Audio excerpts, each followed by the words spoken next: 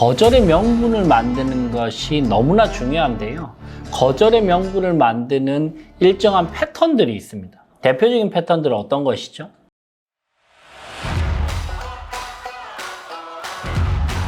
안녕하세요. 협상 전문가 류전 변호사입니다. 오늘은 인사 담당자가 알아야 될 연봉 협상 스킬에 대해서 한 4가지 정도를 요약을 해서 여러분들께서 인사 담당자로서 연봉 협상을 할 때 어떤 부분을 조금 더 신경을 쓰고 또 주의를 해서 진행을 하면 좋을지에 대해서 하나씩 알아보도록 하겠습니다. 연봉 협상이 특히 이제 연말이나 연초에 굉장히 많은데요. 먼저 첫 번째로 제가 드리고 싶은 조언은 그 어떤 경우에도 절대로 상대방의 첫 제안에 예스를 하지는 말라고 말씀을 드리고 싶습니다.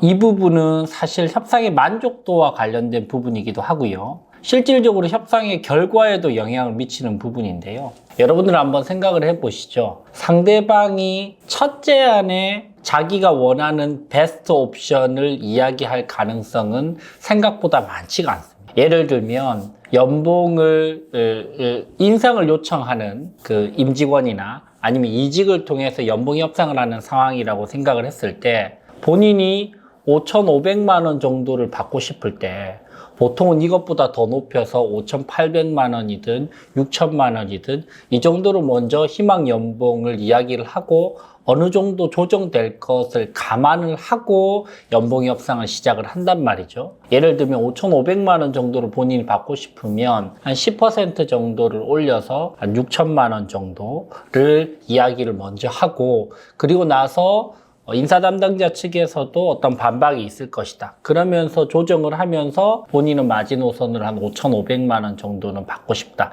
라고 생각하는 경우들이 많고요. 첫 제안을 할 때 본인의 최저 기준점 마지노선부터 이야기하는 경우는 제가 보기에 열에 한두 명도 안 될 겁니다. 그렇다면 여러분들께서 상대방의 첫 연봉 제안에 곧바로 예스를 한다는 것은 상대방의 예상되는 진짜 기준점 그리고 마지노선 만큼의 공간을 내가 조금 더 조율할 수 있는 기회를 미리 포기를 하게 되는 것이죠. 그런 측면에서는 인사 담당자 측면에서 그렇게 좋은 협상을 하지는 못했다라고 평가받을 겁니다. 결과적으로. 또 한 가지는 이 결과적인 부분뿐만 아니고 상대방의 협상의 만족도의 측면에서도 첫 잔에 곧바로 예스를 하는 것은 절대적으로 금기 사항입니다. 여러분들 생각을 해보세요. 내가 원래 기존 전 직장에서 5,000만 원 정도를 받았다가 이번에 이직을 하면서 한 5,500만 원은 받고 싶은데 인사 담당자에게 이렇게 이야기를 했습니다. 제가 5,500만 원 정도는 연봉을 적어도 받고 싶습니다. 기존에 받았던 게 5,000만 원이기 때문에 적어도 10% 정도는 제가 인상을 해서 이번에 이직을 해야 나름대로 제가 성장한 기분도 들고 이직의 명분도 생기고 그러면서 제 커리어적으로도 도움이 될 것 같습니다. 이렇게 이야기를 한단 말이죠. 그럴 때 여러분들께서 너무 많은 연봉을 협상을 해야 돼서 좀 귀찮기도 하고 또 마음이 좀 조급하기도 해서 알겠습니다. 그렇게 하시죠. 오늘 근로계약서 체결하실 수 있으실까요? 이렇게 이야기를 한다고 생각을 해보시죠. 상대방 기분이 어떨까요? 상대방은 본인이 한 5,500만 원 정도를 받고 싶다고 생각하고 이야기를 했음에도 불구하고 상대방은 곧바로 여러분들께서 예스를 하는 순간 멘붕이 올 겁니다. 고마워하거나 감사해야 하지 않고 여러분들에게 이런 생각이 들 거예요. 아씨 조금 더 한번 질러볼걸. 한 6,000만 원이라도 말이라도 꺼내볼걸. 이런 생각이 곧바로 들 거란 말이죠. 여러분들 상대방의 첫 제안에 곧바로 예스를 하면 상대방이 느끼는 첫 번째 감정은 아쉽다.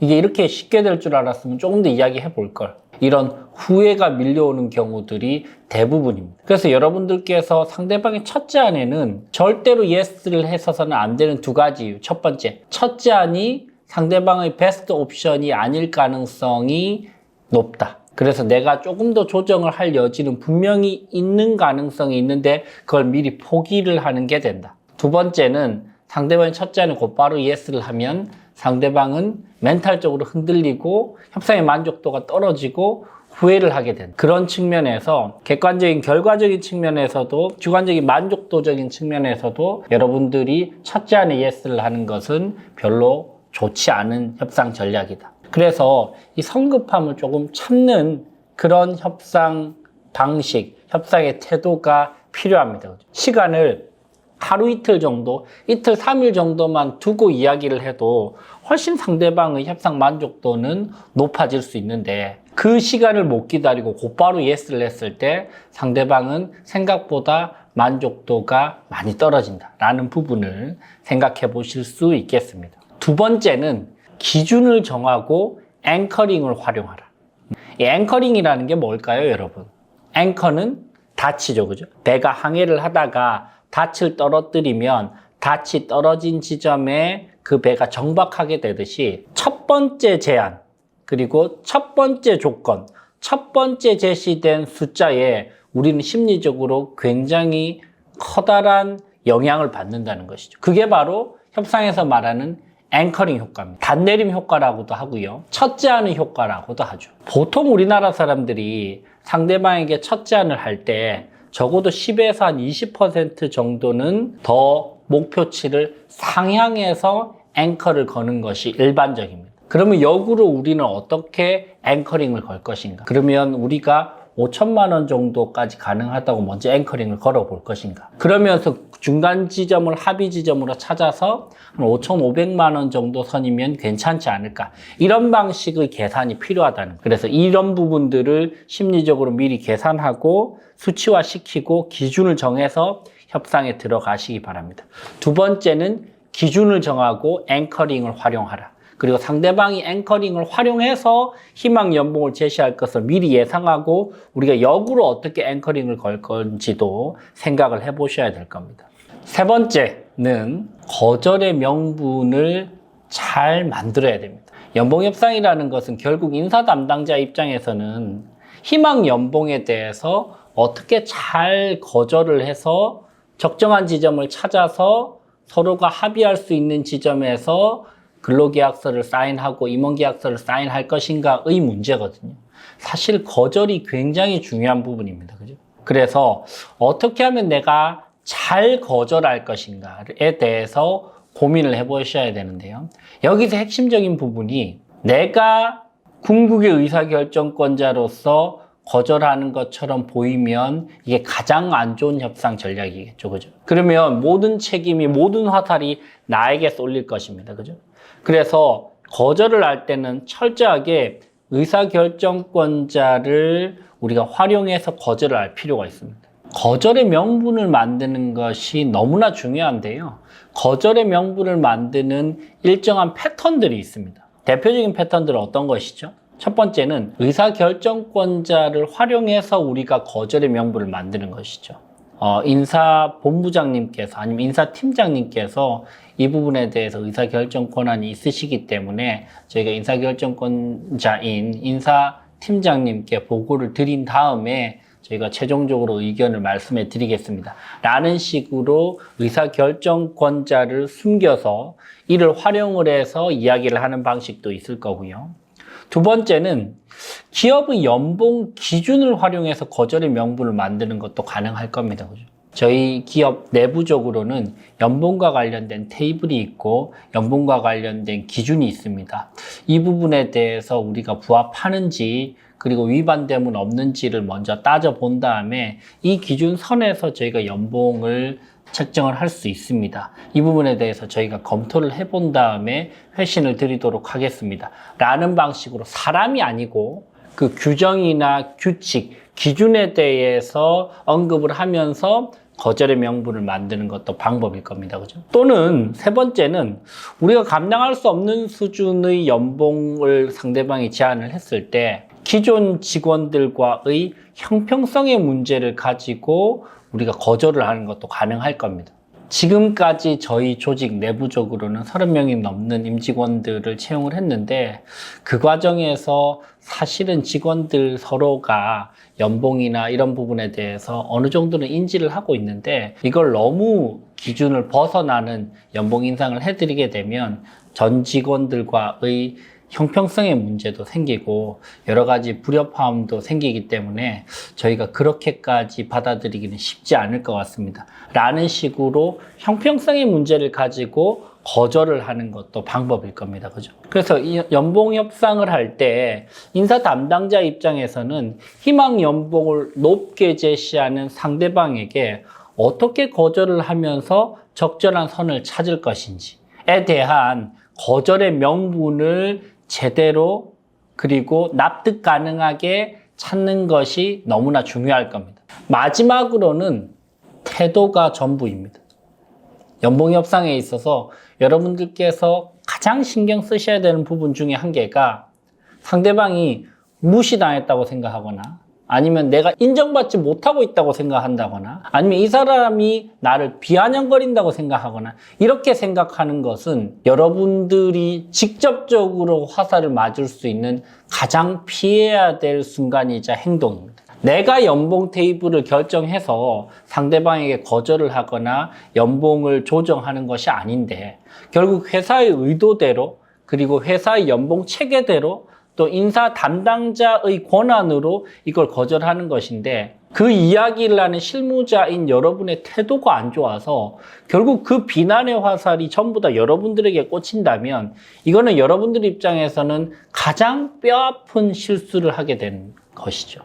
근데 연봉 협상과 연봉 인상을 요청하는 사람들의 심리는요. 회사가 기본적으로 연봉과 관련된 부분을 100% 충족시켜 주지는 못하더라도 적어도 나를 인정해주고 그리고 나를 존중해주는 태도는 보였으면 좋겠다라는 심리가 있는데 그걸 우리가 태도적으로 말투적으로 커뮤니케이션 스킬적으로 실수를 해서 상대방이 무시당했다는 감정을 받는다거나 아니면 회사가 나를 인정해주지 않는다라는 감정을 받으면서 감정적으로 굉장히 데미지를 입고 여러분에게 비난의 화살, 그 인사 실무자에게 비난의 화살을 쏜다면 이거는 정말 뼈아픈 실수가 아닐 수 없습니다. 그래서 연봉 협상을 할 때 하지 말아야 될 말들, 상대방을 좀 비난하거나 무시하거나 비아냥거리거나 실실 웃거나 태도적으로 꼬투리 잡힐 수 있는 부분들에 대해서는 거절을 하는 입장인데 태도는 더 조심해야 되겠죠. 그죠?